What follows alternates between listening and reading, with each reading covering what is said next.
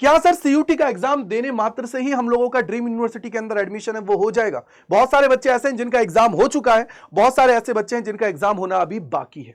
लेकिन मैं आप सभी को बता देता हूं कि यार जितनी भी यूनिवर्सिटीज हैं जो इस सीयूटी के एग्जाम के अंदर पार्टिसिपेट कर रही हैं, उन सभी के लिए आप सभी को इंडिविजुअल रजिस्ट्रेशंस करना पड़ेगा। जी हां, बिल्कुल सही सुना आप लोगों ने। अभी आप लोग सीयूटी का एग्जाम दे रहे हैं, सीयूटी का एग्जाम देने के बाद में आप लोगों की प्रोविजनल आंसर की आएगी, देन उसके बाद में आप लोगों का रिजल्ट है वो डिक्लेयर किया जाएगा। रिजल्ट डिक्लेयर होने के बाद सारी यूनिवर्सिटीज अपनी एडमिशन प्रोसेस है वो स्टार्ट कर देती हैं।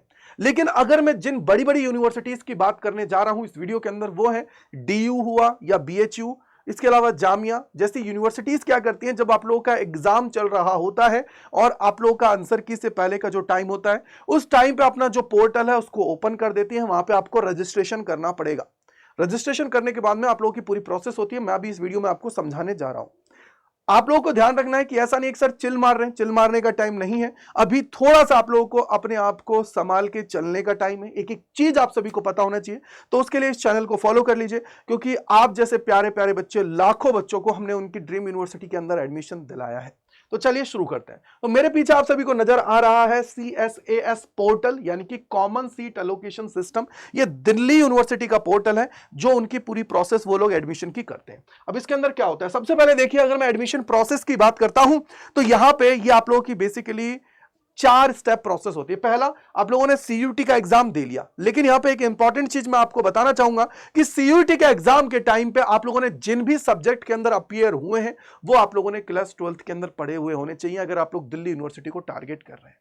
अदरवाइज वहां पे जब सब्जेक्ट मैपिंग होगी वहां पे आप लोग फेल हो जाओगे और फिर दिक्कतें आएंगी और दिल्ली यूनिवर्सिटी का पार्ट आप लोग नहीं बन पाएंगे। अगर ये सब्जेक्ट मैपिंग क्या होती है, अगर ये चाहते हैं तो कमेंट सेक्शन के अंदर लिखिएगा, मैं जरूर उसके ऊपर एक कंप्लीट वीडियो आप सभी के लिए बना दूंगा। दूसरा होता है कि आप लोगों को यहाँ पे फेज 1 के रजिस्ट्रेशन करने होते हैं। अब इसकी डेट जो अभी बताई गई है, जो अभी चल रही है, जो उनके वाइस चांसलर जी हैं योगेश जी, तो योगेश जी ने अभी बताया है कि यार आप लोगों का जो ये पोर्टल है वो आप लोगों का ओपन होगा लास्ट वीक ऑफ May 2025 में। ये एक्सपेक्टेड है, हो सकता है मे बी थोड़ा सा डिले देखने को मिले, लेकिन जनरली ये लोग क्या करते हैं, इसी टाइम पे अपना जो पोर्टल है उसको ओपन कर देते हैं। यहां पे आपको फेज 1 के रजिस्ट्रेशन करने पड़ेंगे। अब ये फेज 1 के रजिस्ट्रेशन जब आप लोग के हो जाएंगे, रिजल्ट के बाद ये लोग क्या करते हैं, फेज 2 के रजिस्ट्रेशन को ओपन करते हैं। वहां पे आप लोग को अपनी प्रेफरेंसेस है उनको भरना होगा। प्रेफरेंसेस भरने के बाद में आप लोगों का सीट एलोकेशन होता है, फिर पूरी प्रोसेस होती है जहां पे आप लोग सीट को एक्सेप्ट करते हो, आपके डॉक्यूमेंट वेरीफाई होते हैं ऑनलाइन, और उसके बाद में आप लोगों को फी पेमेंट करना होता है अगर आप लोगों के डॉक्यूमेंट सही है। तो ये पूरी प्रोसेस होती है।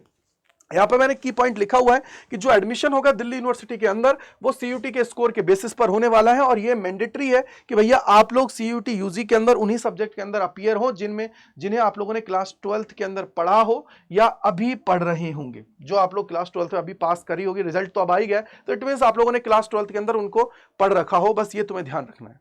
मान लीजिए अगर आप लोग फिजिक्स केमिस्ट्री मैथ लिए हैं, पेपर देने लगे हैं, तो भाई फिजिक्स केमिस्ट्री मैथ आप लोगों ने पढ़ रखा हो। इंग्लिश अगर लैंग्वेज लिए तो वो आप लोगों ने पढ़ रखा हो। ये इंपॉर्टेंट है, ये याद रख लीजिएगा। इनका पोर्टल कब ओपन होने वाला है, पोर्टल आप सभी का जो ओपन होगा वो ओपन होने वाला है लास्ट वीक ऑफ मे के अंदर, या मैक्सिमम चांसेस है कि यार 30-31 तारीख तक हो जाए, क्योंकि यार इनका जो पोर्टल है वो लगभग 1 से 1 महीने के आसपास पूरा चलता है, जिसके अंदर ये मान लो कि लगभग 3-3.5 लाख बच्चा रजिस्ट्रेशन करता है। तो सबसे बड़ा, सबसे डिमांडिंग यूनिवर्सिटी है वो दिल्ली यूनिवर्सिटी है, ठीक है। इसके बाद में आप लोगों को पता होना चाहिए कि इसकी फीस वगैरह कितनी होती है। तो भैया 2024 के अंदर इसकी फीस 250 रुपए रखी गई थी EWS जनरल OBC NCL के लिए, और वहीं अगर मैं बात करूं SC ST PWD कैंडिडेट्स के लिए 100 रुपए इनकी फीस होती है। तो आपको ये थोड़ा सा ध्यान रख लेना है कि इनका जो पोर्टल है वो आप लोगों का ओपन होने वाला है मई के लास्ट वीक के अंदर, ये पता होना चाहिए था आप सभी को। साथ ही साथ आप लोगों को एक और चीज बता देता हूं कि अगर कोई डाउट है, कोई परेशानी है, तो इस मेल एड्रेस को अपने पास सेव करके रख लीजिए, क्योंकि आपको पता है कि यूनिवर्सल में आप लोगों की मेल एड्रेस है जहां पे सबसे ज्यादा बच्चा कनेक्ट होता है, चीजों को वहां पे वो देखता है। साथ ही साथ कोई डाउट है, कोई परेशानी है, उसके लिए कम्युनिटी ग्रुप है, उसको ज्वाइन कर लीजिए, फिजिक्स बाय गजेंद्र सर, जिससे मैं आप सभी को सारी चीजें वहां पे बता पाऊंगा। ठीक है बेटा जी। आप सभी का बहुत बहुत शुक्रिया मेरे साथ जुड़ने के लिए, और मैंने आप सभी को बता दिया है कि भैया क्या डीयू की प्रोसेस होने वाली है। कमेंट सेक्शन के अंदर जरूर लिखिएगा अगर डॉक्यूमेंट से रिलेटेड चीजें चाहते हैं, सब्जेक्ट मैपिंग क्या होती है, इन सारी चीजों को अगर आप लोग जानना चाहते हैं। Thank you and bye bye to all, God bless you, जय हिंद, जय भारत सभी को।